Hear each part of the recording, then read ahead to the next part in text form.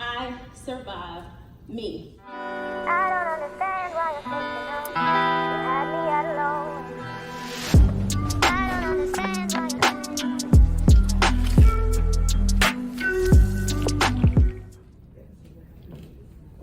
I survived it. Darn right I did. Not only did I survive it, I lived long enough to be able to tap this moment to tell you all about it. Now, when you think of survival, you think of extreme torture, trauma at the hands of someone else. My survival wasn't that. My survival was not the hands of someone else, it was of me. I survived me. Yes, me. Me not showing up as the best version of myself because of the stuff behind my eyes. Now, I was the girl in the dorms that did everyone's hair and makeup. I've always known very succinctly what it is that I was passionate about.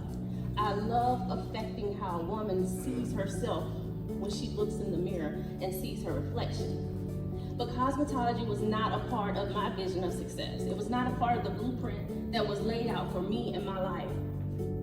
So I followed the script, graduated, landed that good corporate job, got married, started a family. But I was still unfulfilled, but I couldn't figure out why. So holding my son, looking at him, I was like, I cannot be a hypocrite to him, teaching him that he can grow up, be whatever he wanted to be, do whatever he wanted to do, be fulfilled, and he sees his mom not taking her own advice. So I decided to go off script, hang up my golden handcuffs, as I call them, company car, expense account, big bonuses, fancy vacations, house on the hill, to go to cosmetology school. Yeah, everybody thought I was a little crazy, but it's what I needed to do to find my happy, to find my peace, to follow my passion. So a year and a half, I'm approaching graduation from cosmetology school, and I'm faced with a familiar question. What now? What now with this newfound freedom? What do you do? What are you gonna do with it? Where are you gonna go?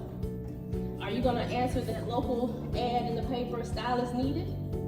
Or are you gonna create your own space? I so wanted someone to swoop in and rescue me from my fears of the unknown of entrepreneurship. You know, employees, taxes, business plans, all of that.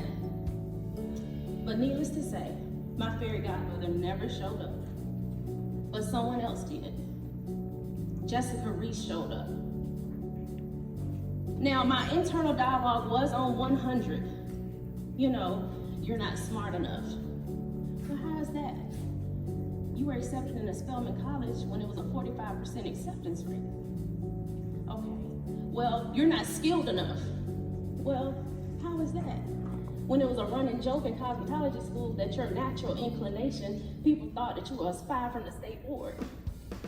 Well, you're not known enough. Well, that's true. You're in a town that you don't know anybody. And most people in this industry start with their family, friends, and churches. But you had a full clientele when you left cosmetology school. You had people calling the school to make appointments with you. I had to silence the lies and take personal accountability to realize that yes, I was smart enough. Yes, I was skilled enough. And yes, I was enough. So shaking in my boots, I started my own business, the Pink Butterfly. 15 years later, I stand before you, still a survivor of the scripted, stay on the blueprint Jessica that almost aborted this version of Jessica that you see in front of you now. I gave myself the permission to be bold, to be ambitious, to be confident, which gave me the ability to do this, start that, go there, collaborate with. I had a lot of possessions and not things that you buy. I had the gifts, I had my skills, my talents, my abilities. And I hope and pray that someone hears my story, it has the strength and is inspired to mute their internal dialogue, turn up the volume on their passions, and come out on the other side of themselves as a survivor. Thank you.